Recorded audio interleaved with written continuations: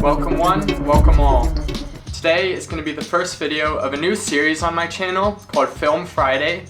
And in this series, I'll be talking about the fashion and clothes in different shows and movies. And today's show is going to be Beef.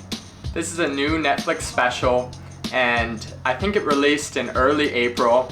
I was a little bit hesitant to click because I've often been disappointed by the trending section on Netflix, but I'm so happy that I did. This has turned out to be one of my favorite shows of the year. It's funny, deep at some moments, and the fashion is also surprisingly good. Now, the first fashion moment in the show is when Amy is heading to the mushroom party with her husband George. It'll make more sense when you watch it. In this scene, she's wearing a La Mer dress. When I was watching this, I possibly jumped up and said, "That's from La Mer!"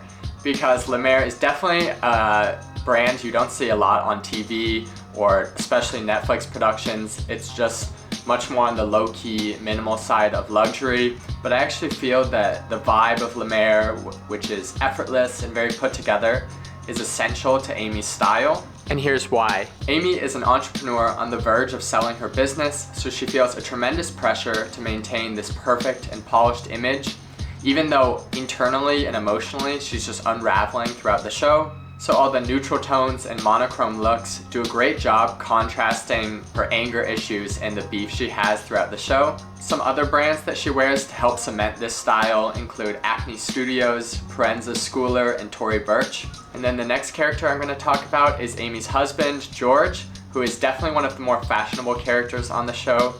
The costume designer Helen Huang describes his style as secret bougie. She says, quote, "You know, his sweaters are like $1,000, but he's really low-key. You know, most of the show he's just lounging around the house or doing errands, but he's wearing brands like Nanushka, John Elliott, and Capital." So these kind of streetwear cult favorites. It's really fun from a menswear perspective because these are brands that I follow, so each time spotting them on the screen, I was like, I wanted that piece, or that was in my wish list. Then the last character I'm going to talk about is George's mom, FUMI.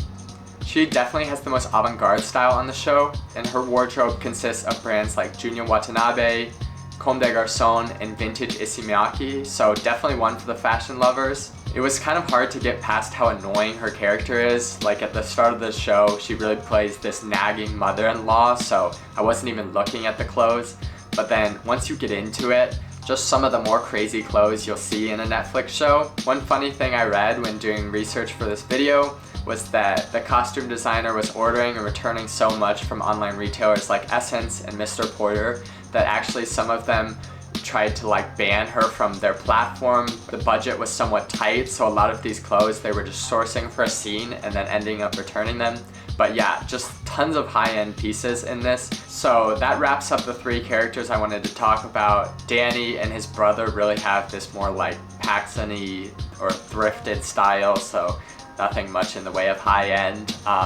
I still think they're like amazing characters, and I highly recommend checking out Beef if you haven't watched it already. You will not regret it, that's for sure. Let me know what other shows you'd like me to do in the future.